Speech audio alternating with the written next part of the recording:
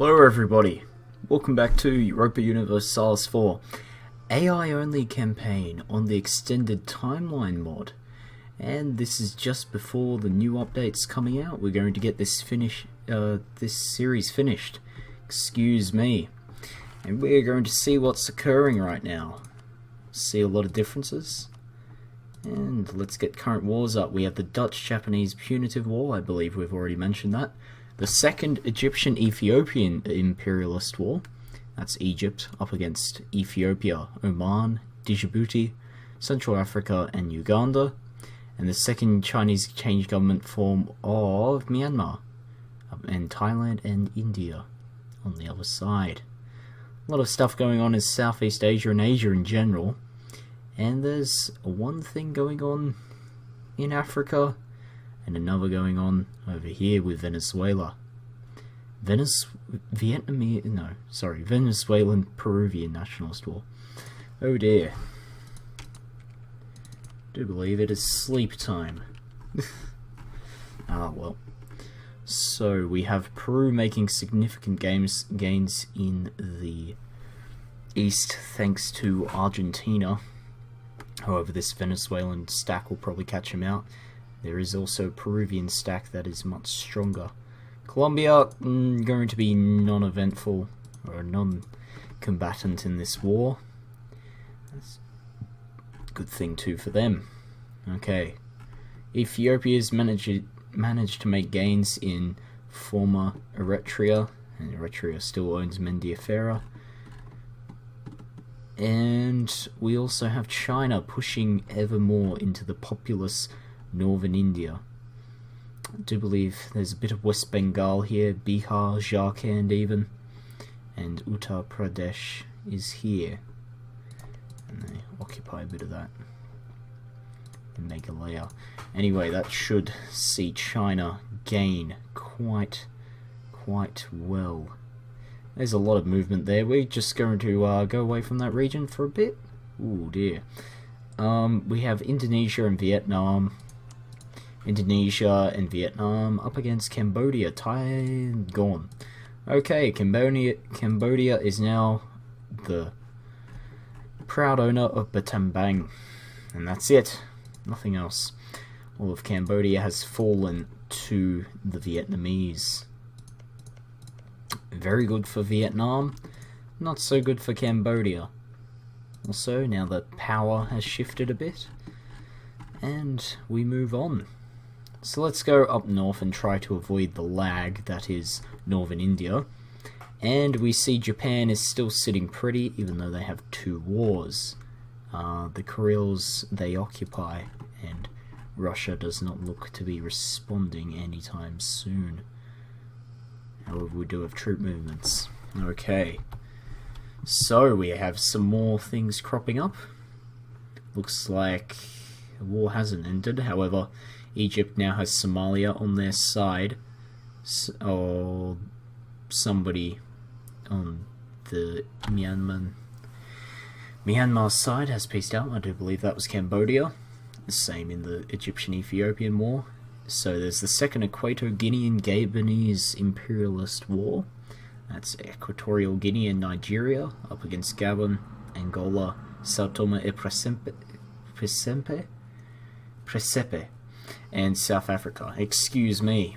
And the third Mexican-American imperialist war, which is Mexico and Brazil. Ooh, very interesting. So some more action going on in the Americas. Of course, there's less states to worry about here.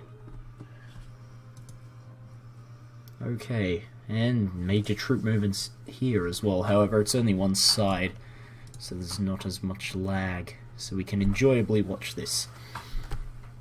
Looks like most of Mexico's northern states are going to fall to the US, even though most of the northern states have already in this timeline, not in our timeline. And most of that area is Catholic. All good. Doesn't really matter. And Brazil's also involved in that war. Whether they're going to send support to Mexico remains to be seen, however. Does not look to be the case. Mexico will be stomped out of existence. And we're getting a bit more lag. There are Egyptian pretender rebels. And it looks like the war over here has ended, with Myanmar now being a 2-province minor in Mataban and Tavoy. And China has swooped down and taken some nice real estate in the Andaman Sea. Okay, yes, very nice real estate indeed, China.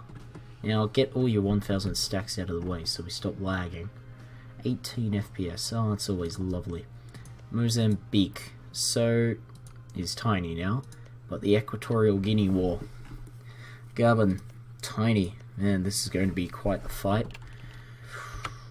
However, it does look like Equatorial Guinea has the significant advantage at the moment here, with the South Africans 49,000, with some Angolan support.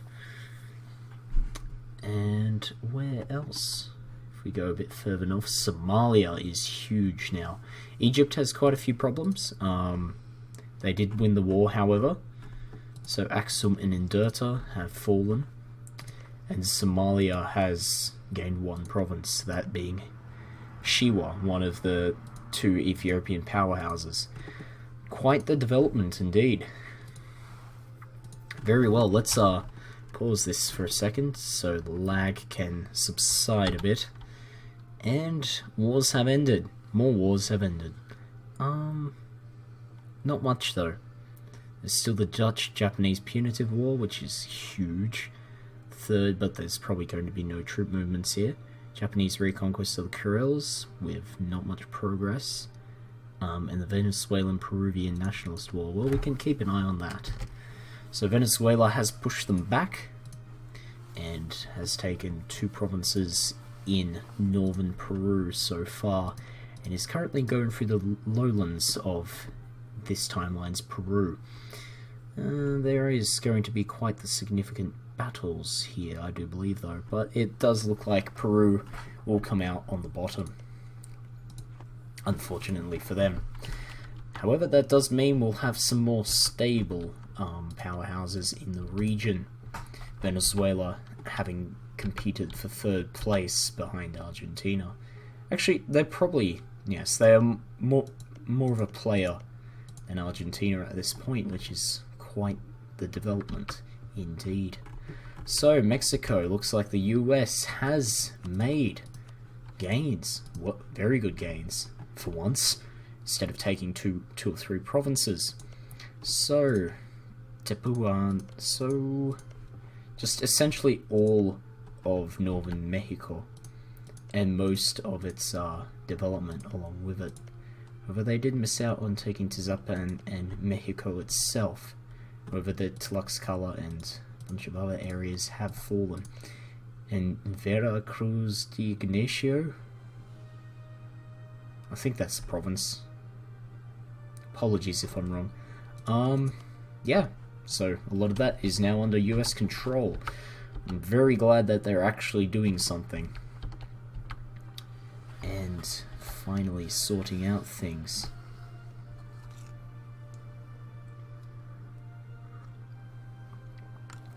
So we have the second Rwandan-Burundian nationalist war.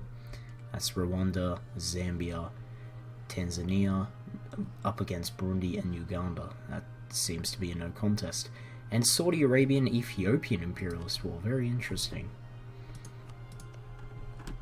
So the Saudis decided to declare a one-nation war against Ethiopia, kick the man while he's down, so to speak. Looks like they'll probably grab some pretty poor development.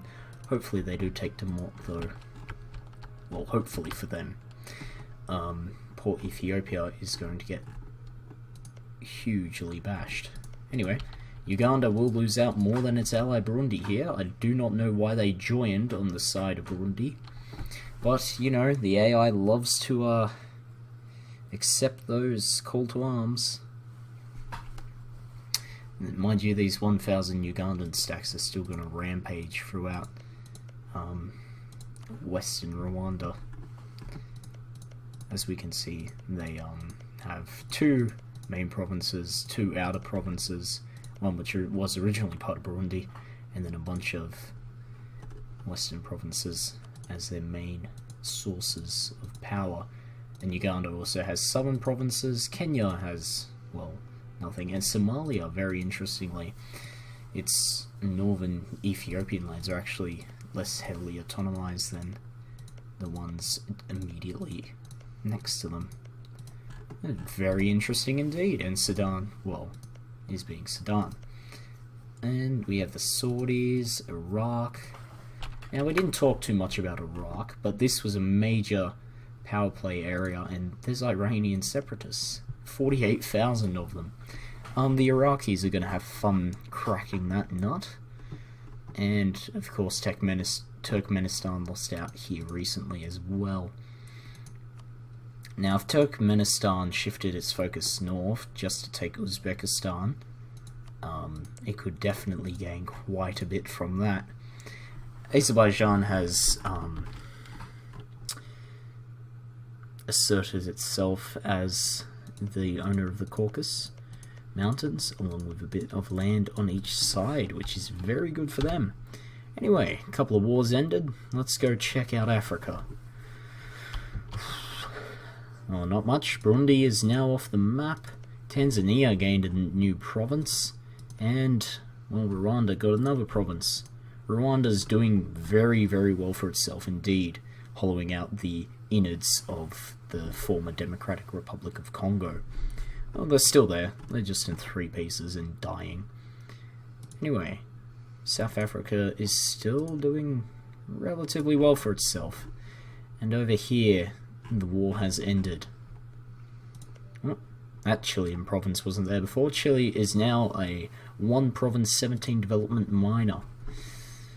Interesting, considering that was originally owned by Bolivia. I would exploit that, Bolivia. Exploit that a lot. Ecuador is a country again, and most of original Ecuador has now been grabbed by the Venezuelans as they assert their dominance, and that's most of the Peruvian high development. Brazil, sitting pretty with its very, very strong eastern coast. Well, for the most part, Porto Seguro is not that great, along with Ilhéus. But I digress. Okay, not much is happening. The Japanese war's still occurring. Anyway, down here, of course, I did not realize, but the Indonesians had made an exclave gain on the, I don't know, the Malayan Peninsula. Of course, that's what it's called. Up to here, I know it's called the Malayan Peninsula. Not sure about the arm. We're just going to call it the Malayan Peninsula, and I'll look it up at a later date. Anyway, not much is happening. Japan not being attacked. A lot of troop movements in China, though, annoyingly. Anyway, let's have a look how Irreligion's going. Well. It's working. They've obviously adopted state atheism, but it is working its way through. And another war ended, and that would be the Japanese reconquest of the Kurils. Hey look, they got the Kurils. That is going to go back and forth to the end of this campaign, I feel. And Zungha, for some reason, still exists. And they're guaranteed by Russia, Mongolia, and Kazakhstan.